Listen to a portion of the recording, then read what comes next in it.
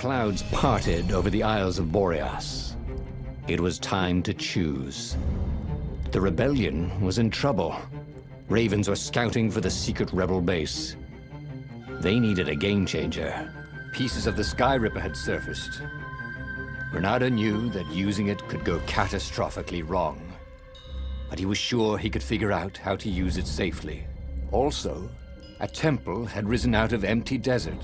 The Iblis stone was hidden there. It was a dangerous artifact. It could corrupt its user into a bloodthirsty monster. Maybe he could find a way to use it, to take its power without surrendering to its wickedness. And also, his old friend Lapino needed rescuing. Of course, Reynardo had a pretty strong suspicion that Lapino had betrayed the rebellion, and he had a gut feeling that he needed to use that to his advantage.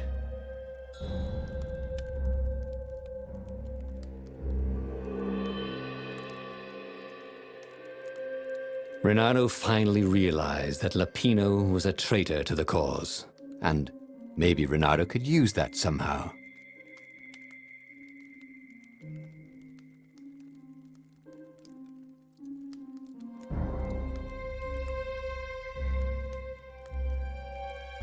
Reynardo couldn't quite put his paw on when he'd realized Lapino was working for the Empire. He'd never exactly seen Lapino sending coded messages to the palace, but he was sure.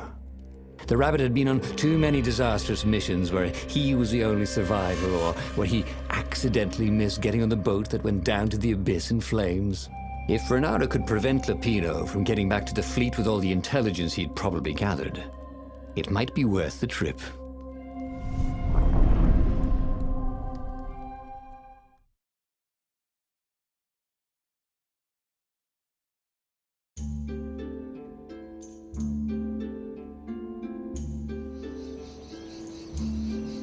How had they come to this? They'd been on so many adventures together. Lapino had talked Reynardo out of prison at least 4 times, and Reynardo had rescued Lapino from at least 2 lynch mobs.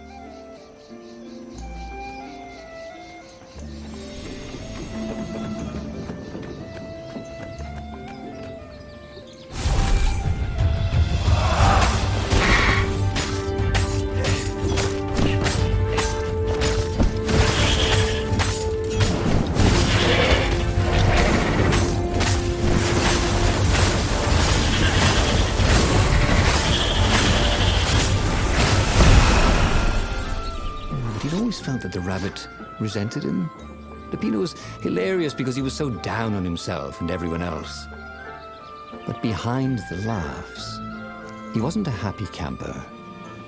Ooh, was this payback? Or did the Empire have his little white tail in a vice?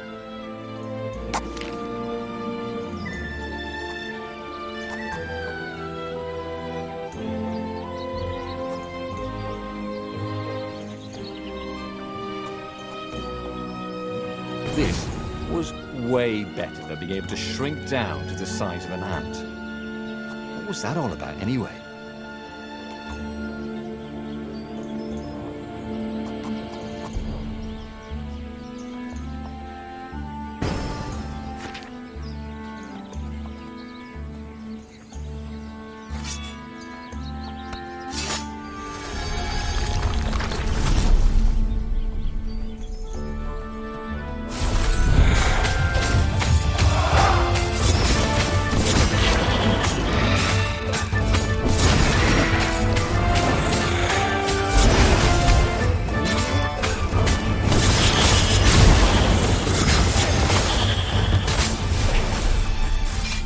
Ravens were landing everywhere from dropships. He'd better get moving. If they got to Lapino first, the rabbit would give the Empire all the intelligence he'd been stealing from the rebellion, and they'd probably give him a medal. He'd have to be very careful about how he played Lapino. At the slightest hint of danger, the mad rabbit would take off like a rabbit.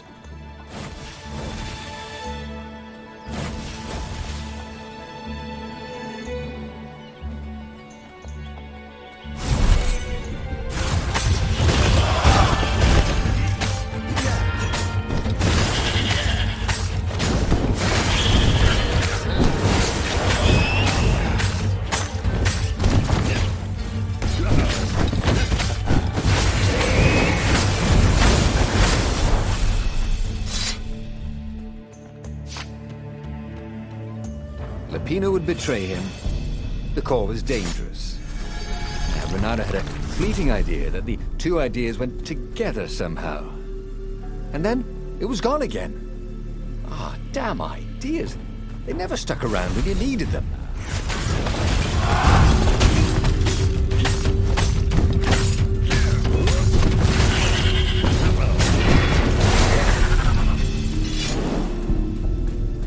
Reynardo, smash!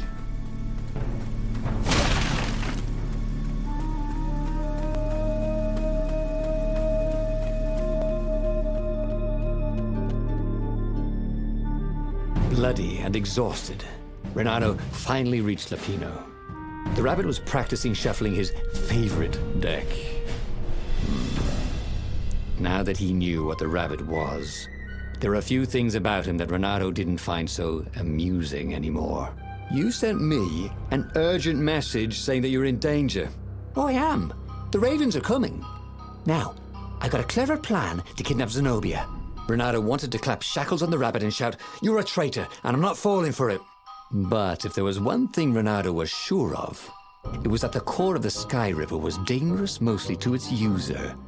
If he could put it in the Emperor's hands, old Isengrim III might blow himself and his fleet up with it. Yes, that was it.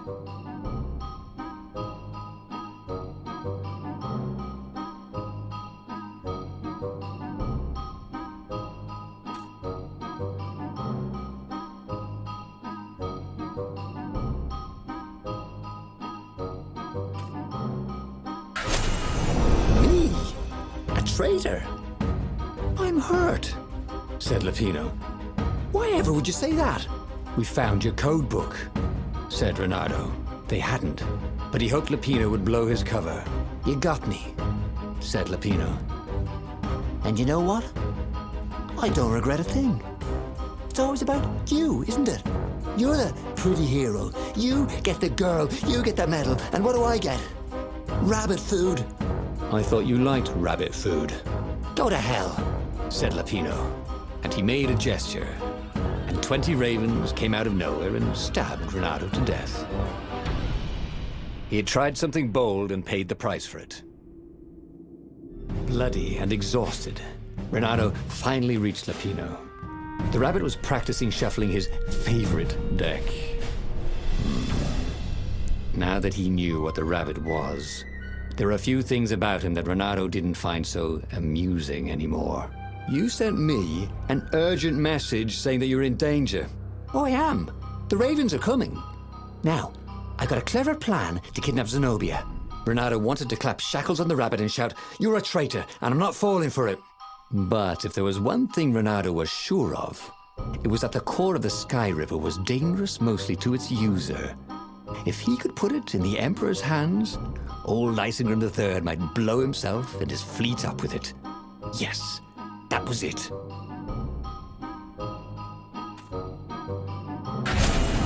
Reynardo felt like a real hero, brave and smart. He told the rabbit all about the Sky Ripper's God's Eye core. "I'll go get the core while you attack Zenobia," he told the rabbit. "But wait, I've an even better idea. I'll get the core and you attack Zenobia," said the rabbit. "Right, yeah, that is better," agreed Reynardo. Perfect. The traitor would make sure the Emperor got the core. Now Reynardo just needed the Emperor to use the core. If he could only get something that the Emperor wanted very badly. Zenobia. He could save her and bait the Emperor at the same time.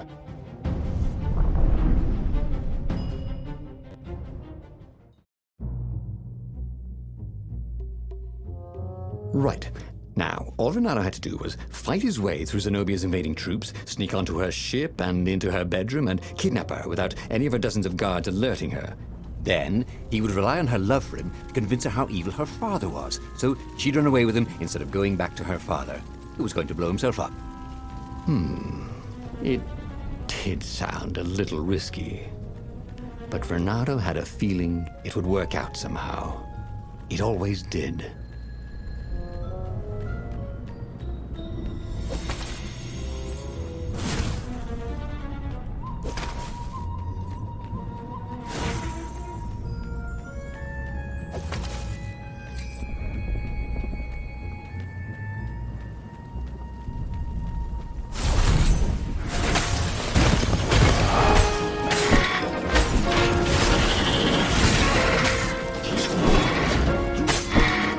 felt bad for littering. But these islands were short on trash cans.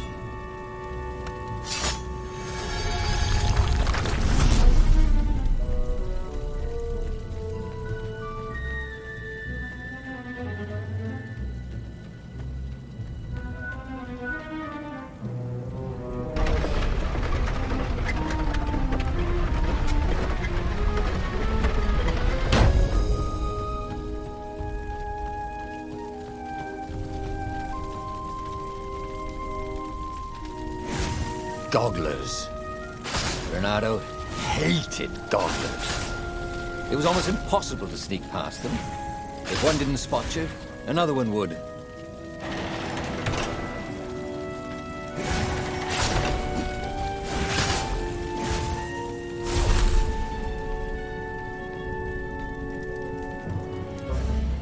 Reynardo was halfway to Zenobia's encampment when Lupino showed up. He was disheveled and distraught. They jumped us. I barely got away. Oh, they got the core. Oh, it was all going according to plan, thought Reynardo. Now he just needed Zenobia on his side. Yes, that was even better. The Iblis Stone. Zenobia could get it. And then the Emperor would have to pursue them. Wait, no. The gem would corrupt anyone, even her. That's it, he thought. Even Lupino. Even though Lupino was already a traitor. It would turn him against his secret master, the Emperor. He would try to make himself Emperor. And the Emperor would have to defend himself with the core. Boom. He was a super genius.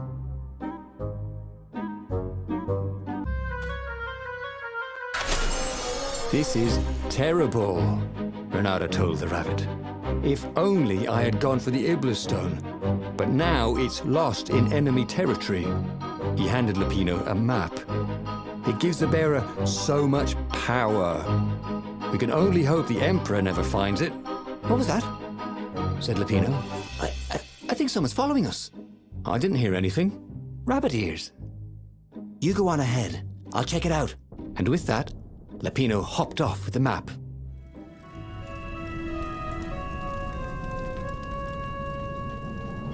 It wasn't his fault. They looked so breakable.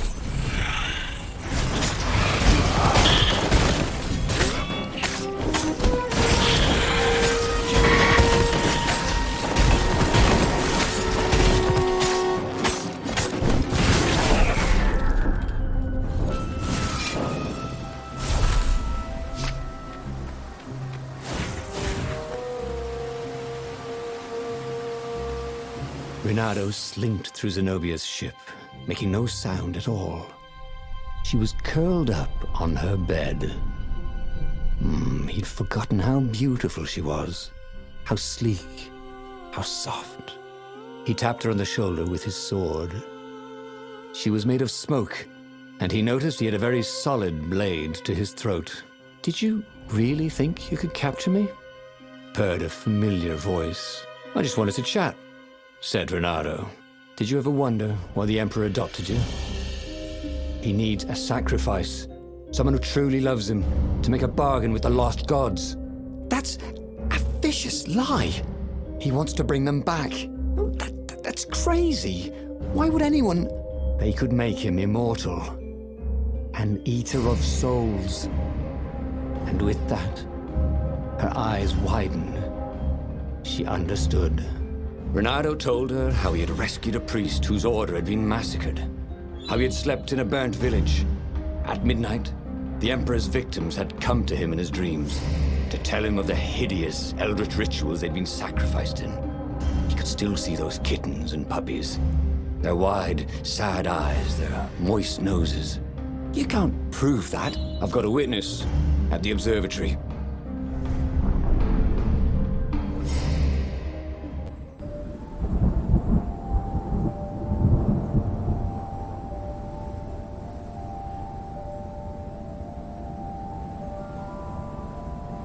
He couldn't tell her, not yet, why he was really here.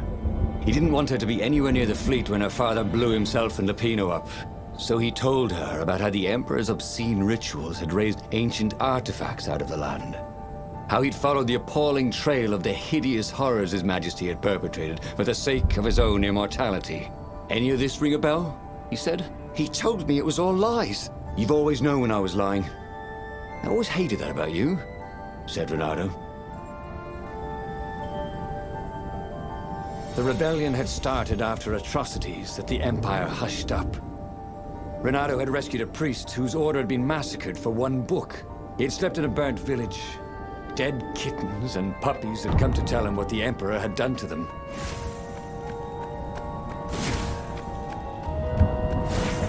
And this is why heroes are called dashing, Reynardo thought.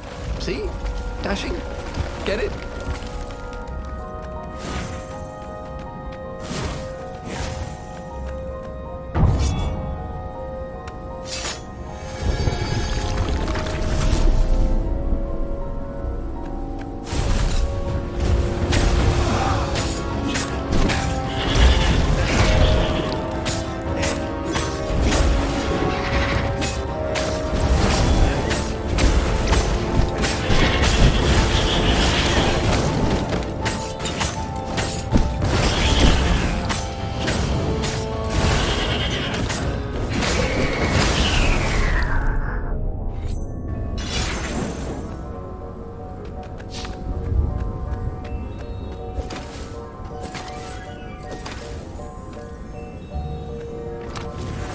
This chest contained a vorpal sword.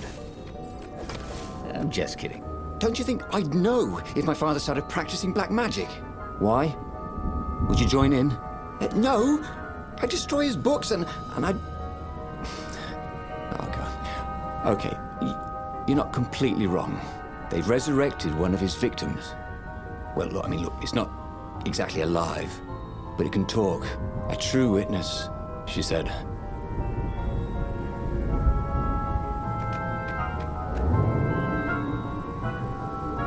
These platforms were great. Reynardo wanted one for his house.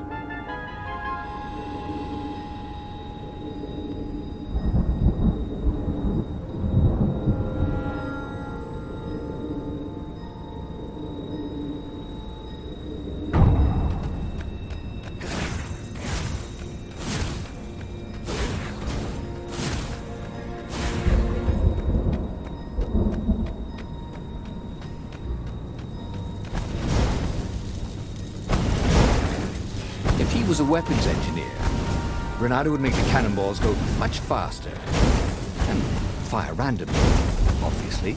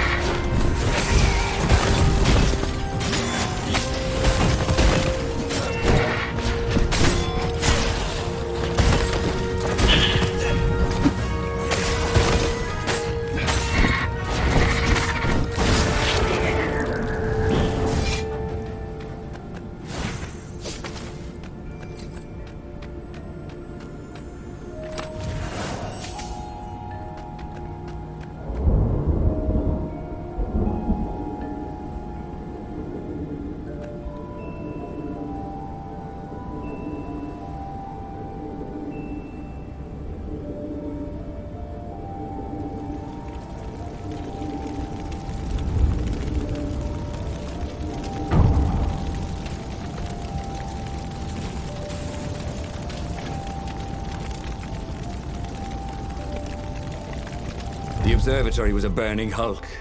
Dead scientists and black feathers everywhere. The Ravens had taken special care to burn the reanimated witness to cinders. Zenobia stared at the carnage. He didn't want me to hear the witness, did he? I guess not.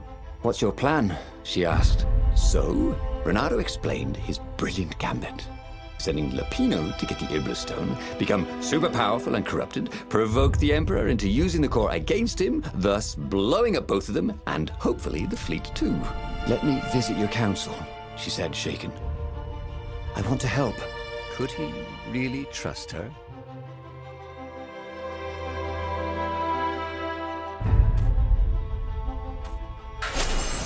He'd done it.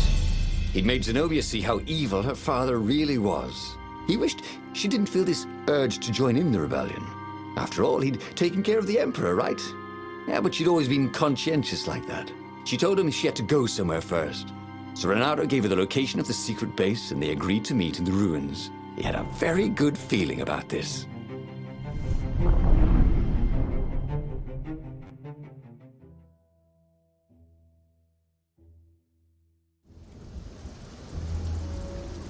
What had Zenobia gone off to do? What was more important than meeting the rebel council? Had he made a mistake, sending her to the ruins? No. He knew they could trust each other. He could trust her because she never broke her word. And she could trust him because she could see right through him. Well, she'd probably be there well before him. She at least didn't have to fight her way through rainstorms of ravens.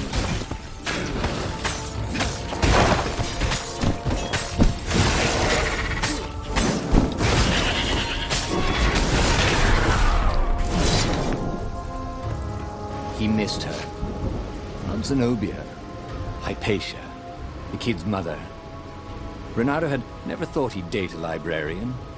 He'd always figured himself for the barmaid type. But then, he'd never figured the library of Ubar would have comic books, or that Hypatia would know anything about them. He missed her.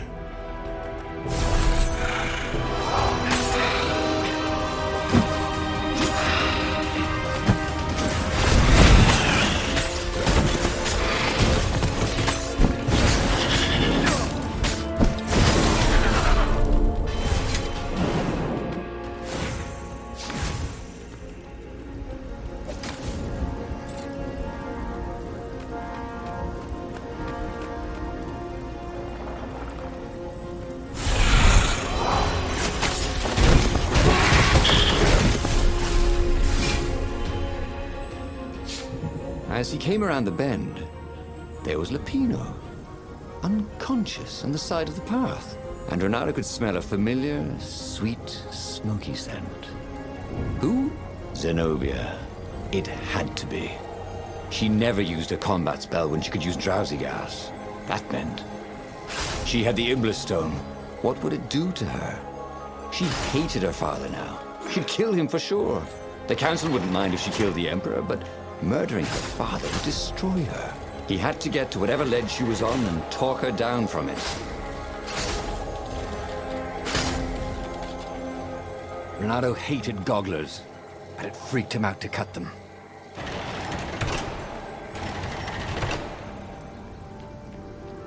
The long stairs. So he was close to the rebel base. Nothing was on fire.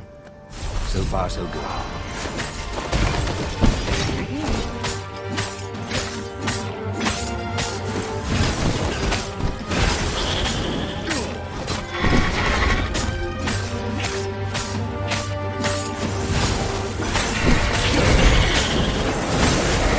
He needed some way to break the ice with his wall, so to speak.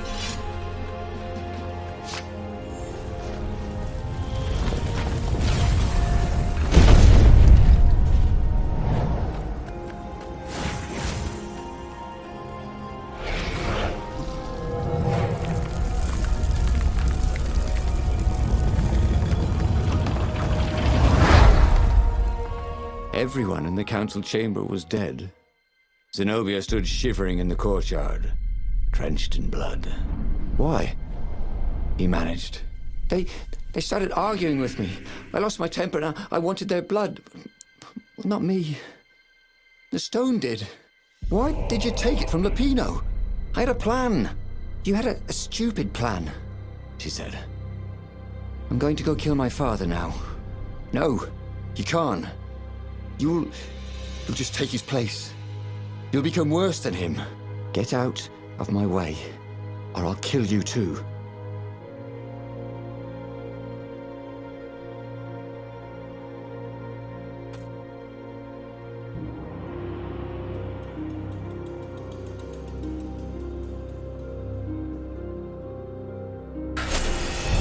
won't kill me," he said. "And I won't let you kill the Emperor." Enraged, she raised the sword. "You hate him too?" He could sense the Iblastone yearning for his death. But she didn't strike. "If you kill him, he'll destroy you. I know you." "Shut up!" she shouted, her sword trembling. "I won't lose you again. Not for anything. Get away from me," he said, and he was very close. "I can't lose you again." And he was in reach of her sword now. "I hate him! I hate you too! I love you," he said for the very first time. And then she was weeping. He was holding her. The sword had dropped from her hand. He glanced at the Iblastone. It was no longer the black of the void. It looked like coal. No. It glowed, like a cinder. It was crackling, burning, crumbling into ashes. "You've always loved me, haven't you?" she said. She was weak. The stone had taken so much from her. "Always," he said. She staggered as he helped her up. "Let me take you away." "Where?" "The island of Avalon. The sisters will heal you." "He'll follow us." "Then we need the Farfarer, the fastest ship in the Empire."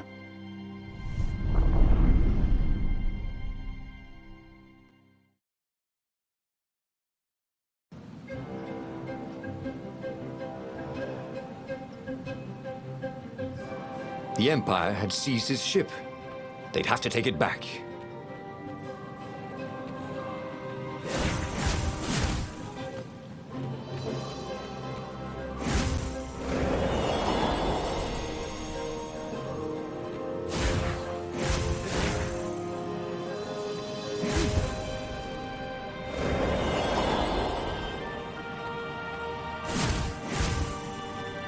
The portal was heavily guarded. I suppose someplace they really didn't want him to go.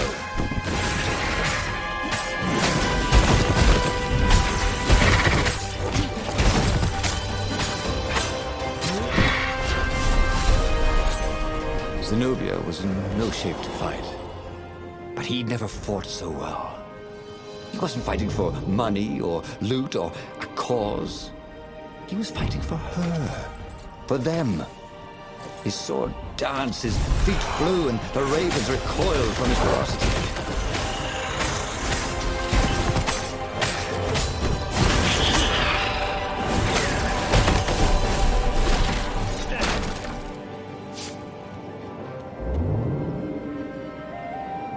Imagine getting a horse up in one of these things. He would be cursing a blue streak.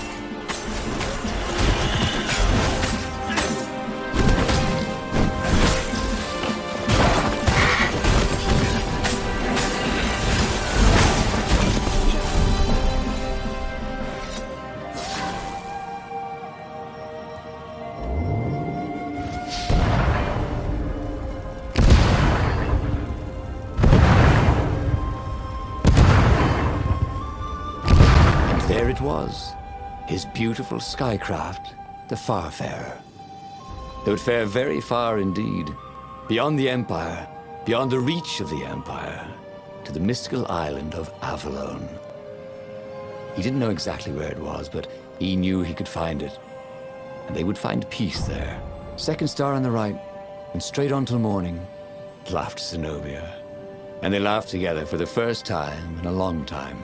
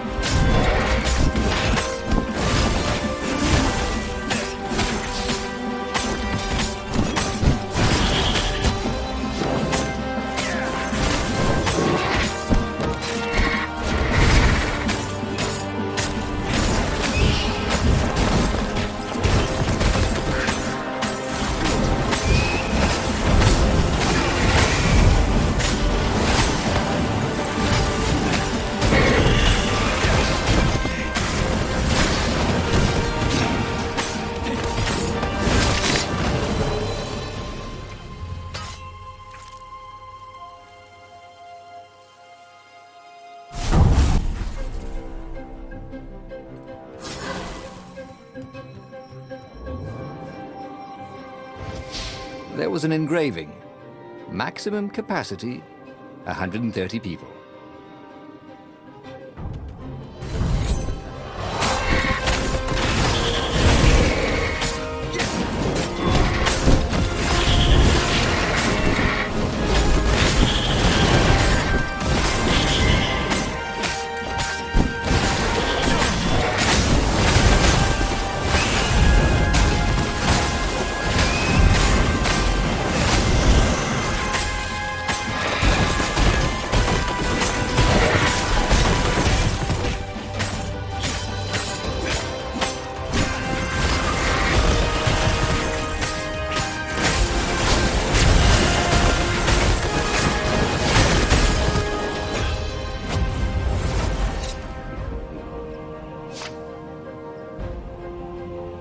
But they did not go unnoticed.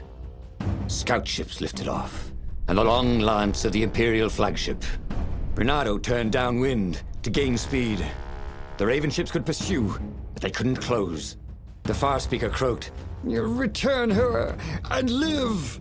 "Go sacrifice yourself," yelled Reynardo. "Then you won't have her either." On the flagship, the Emperor was readying some arcane weapon. It couldn't be. It was the core. A devastating beam lanced out of the flagship. Reynardo zigzagged wildly to keep the Farfare out of it. Now the Raven scout ships were closing the distance, and the beam was getting closer too. Then came a blinding flash, and the air was searingly hot all around him. There was a thunderous, deafening roar. He could smell burnt oak and burnt feathers and burnt flesh. But when he could hear and see again, they were alive and unhurt. And they were alone in the sky. Zenobia embraced him. They had done it. Through luck and through love, they had won the war. "Avalon, here we come," he said as he held her arms wide in the prow of the boat and let her feel its speed. "Maybe the real Avalon is wherever we're together," she said. And so, after a bit of an argument, Reynardo and Zenobia went to one of the two Avalons. The one shrouded in mists, or the one in their hearts. But which one they went to, I'll never tell. He'd done it. He'd forged his own destiny. Well, he hadn't actually done it, but he knew what he would do. Reynardo smiled at the book. He practically wanted to kiss it. The kid's sacrifice hadn't been in vain. He'd saved the book and saved the world. Reynardo owed him and his mother so much. Reynardo lowered the mainsail and let the Farfarer shoot forward in the breeze. Second star to the right, and straight on till morning. This time, he would win.